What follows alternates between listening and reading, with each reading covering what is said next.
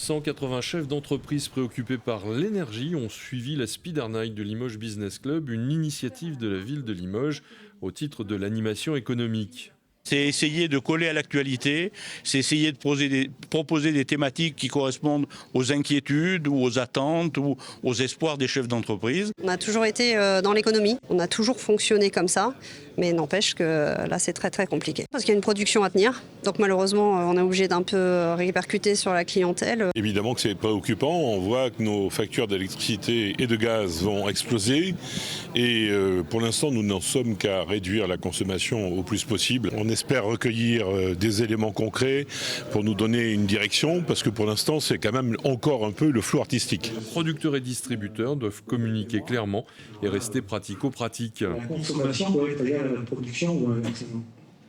Parce que s'il y a des déséquilibres, c'est-à-dire que si à un moment on consomme plus que ce qu'on produit, quand on n'est pas capable d'équilibrer, il y a des équilibres, ça s'appelle potentiellement un blackout du réseau. Nous sommes dans un contexte énergétique qui, cette année, peut amener RTE, qui est responsable de l'équilibre entre la production et la consommation d'électricité, à décider de coupures temporaires pour effacer de la consommation. L'ensemble de la population sera informée 3-4 jours avant les possibles délestages via un site internet qui est aussi disponible sur des applications smartphone qui s'appelle Mon EcoWatt. On constate déjà qu'avec les messages qui sont passés, le plan sobriété du gouvernement et tout ce que tout le monde relaye au quotidien et dont nous, où on a beaucoup d'actions sur les éco-gestes, la sobriété énergétique, on observe déjà des effets positifs sur la courbe de consommation, la courbe de charge.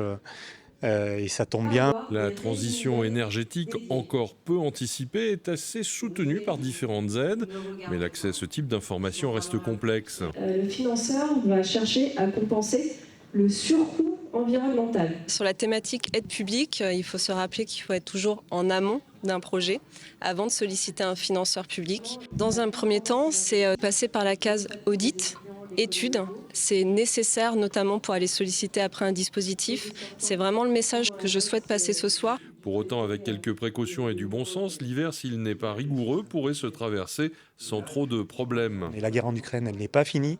Donc les sujets sur le gaz, ils vont continuer encore durablement malheureusement. Et puis nous, on a aussi tout notre travail sur le parc, notamment nucléaire, à remettre au niveau de production auquel il doit être. Donc au milieu de l'hiver, on sera revenu à un niveau tout à fait acceptable. Prévenir, c'est parfois guérir. Le délestage, ou plus clairement la coupure, sera la dernière action à enclencher.